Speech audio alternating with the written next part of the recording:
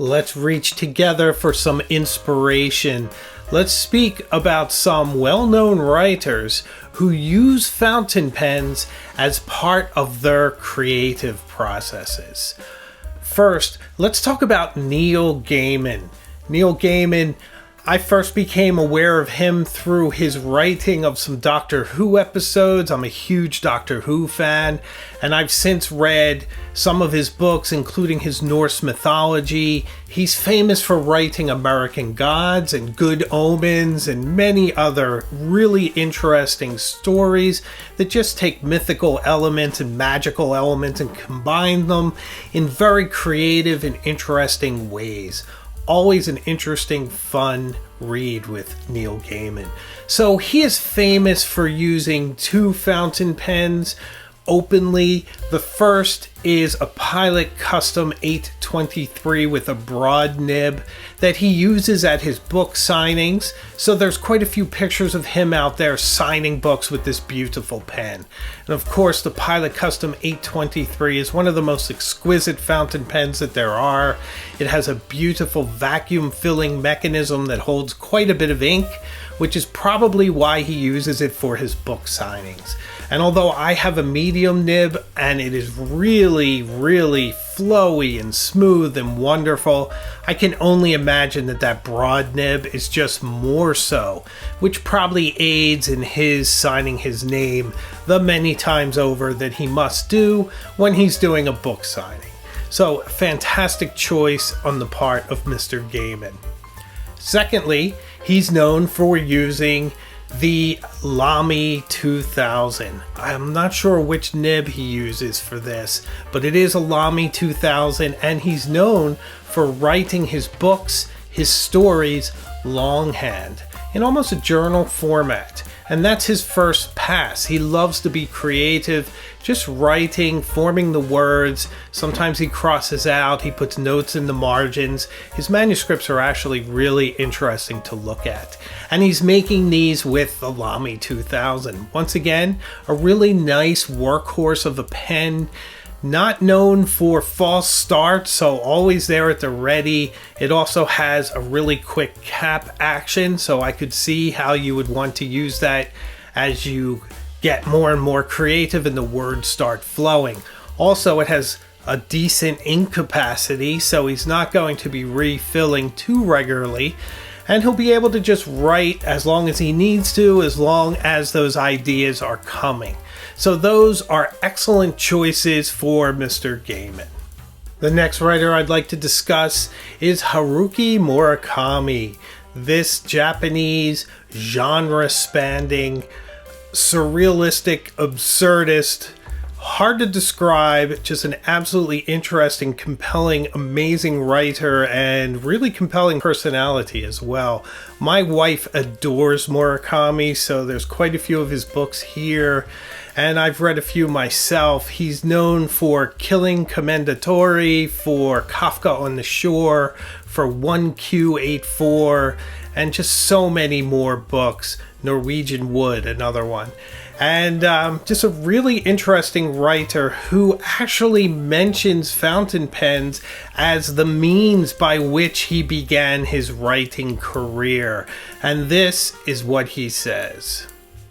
When I thought about sitting down at my desk at home and starting to write, I realized that I didn't own even a decent fountain pen. So I went to the Kinikuniya store in Shinjuku and bought a sheaf of manuscript paper and a $5 Sailor pen.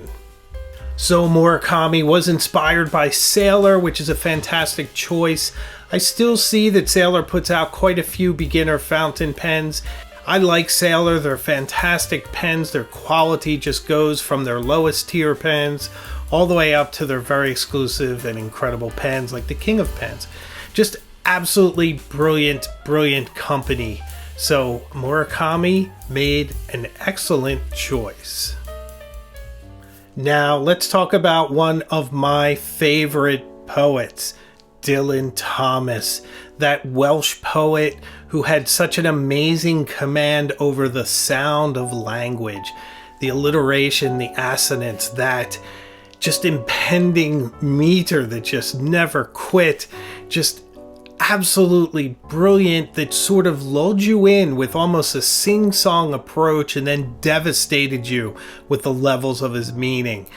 You probably know him from Do Not Go Gently Into That Good Night, Rage, Rage Against the Dying of the Light. Fantastic poem. Just absolutely adored Dylan Thomas. And what did he use to write many of these poems? Well, it's a fountain pen that he was often photographed with, and that is the absolutely classic Parker 51. At the time, Parker 51 had its quick drying ink. It has a hooded nib. It is a fantastic writer, if a little difficult to find the edge, I find personally. I have a classic example of that pen right around the time that he would have had one, so I have a bit of experience with it. I do like it. I find it to be very smooth and just a really nice expressive writer, but I do roll it around in my hands a bit trying to find that edge.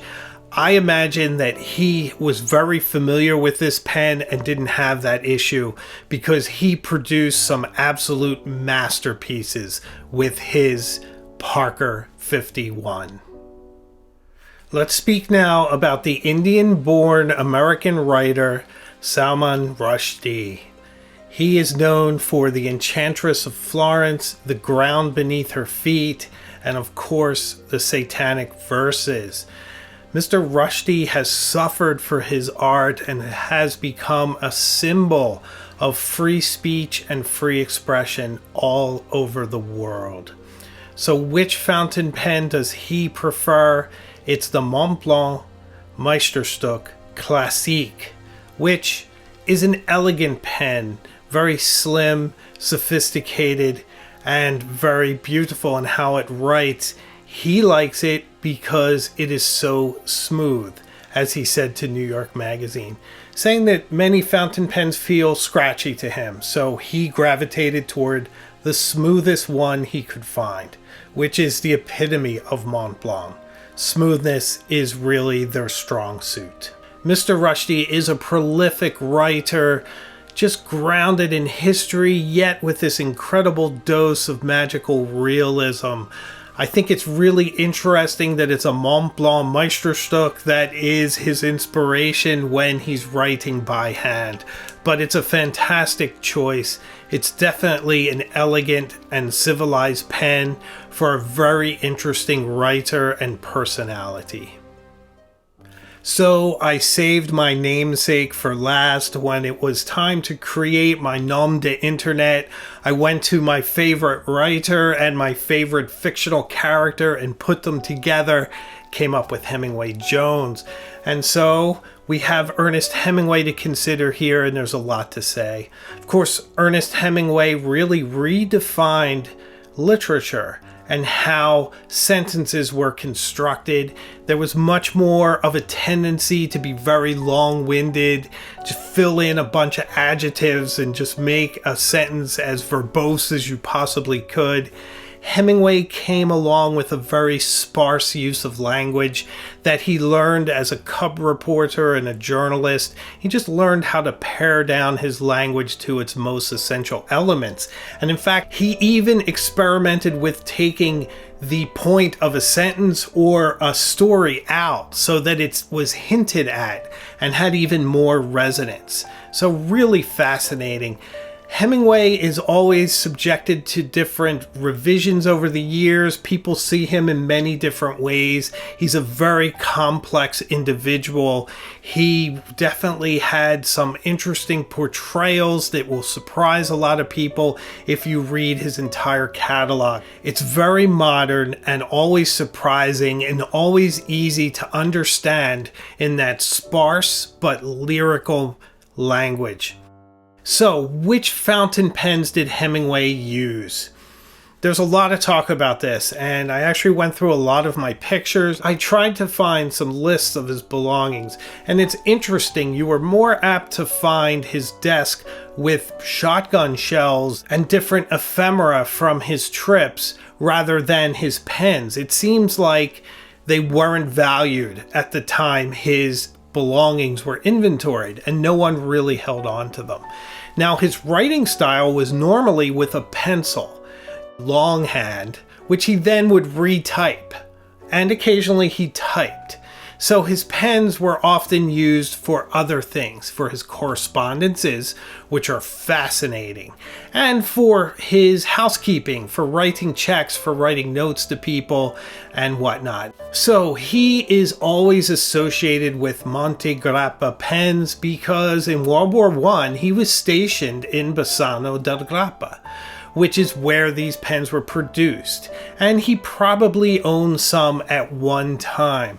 But in all the photographs that I went through in trying to find him actually using a pen was him holding what appears to be a Parker 51. And curiously enough, he endorsed Parker 51 in advertisements. He was not above being paid to endorse a product. The Parker 51, which is a fantastic choice, and I'm assuming it was given to him. And knowing how economical he could be, I would imagine he probably used his free pens. So Monte Grappa, though, still produces a line of Hemingway pens, as have other manufacturers, including Montblanc, who has a famous one out there. But the pen that seems most closely associated with him for use is the Parker 51, which, as I said before, is a brilliant, no-nonsense choice for a writer who is brilliant and no-nonsense, who uses sparse language and wants to get to the point quickly. So another brilliant pen used by an amazing, transforming artist. So, what do you think of my choices? Are there any writers that I left out that you'd like to see in a part 2? Leave them in the comment section. I'd love to hear from you.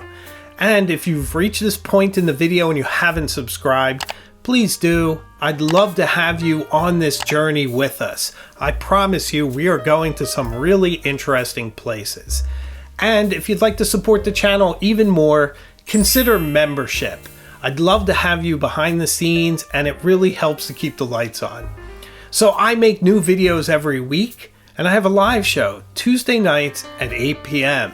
So I can promise you we will see each other again very soon, further up the road.